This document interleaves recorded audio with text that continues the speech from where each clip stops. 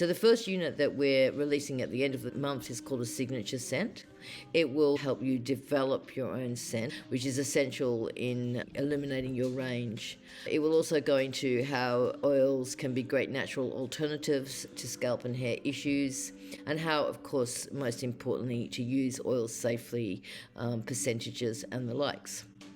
Once you've completed that course, which is compulsory if you want to continue with any of our other units, you will then be able to choose from one or all of the other units that we will be offering, starting with the accelerator, which of course should have a correct pH, lifting the cuticle and encouraging matting, should accelerate maturation, should lock in maintenance, should help keep down the frizz and give locks a beautiful scent.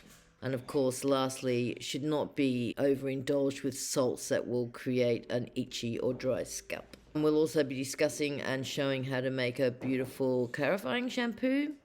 And this again will address the issue of a higher pH, which of course encourages matting.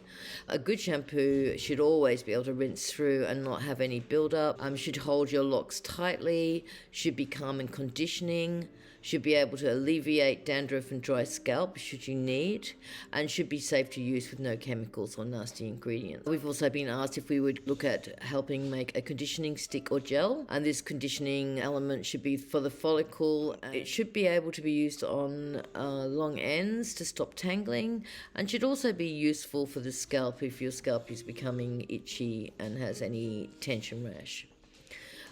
Also, we'll be addressing exfoliate for the scalp, which should of course be gentle to the scalp and complement the scalp sebum. Should have the right non-abrasive exfoliate. Should be in a gel or a butter to help alleviate scalp irritation, and should contain elements to help stimulate hair growth. A deep cleanse is also a really great element to have in your product range. It should be pH balanced and so as not to dry out or irritate the scalp. Should contain a natural element that will penetrate the lock without making it dry or brittle. And should be infused with oils to help reintroduce moisture to the scalp. Finally, of course, a cooling spray.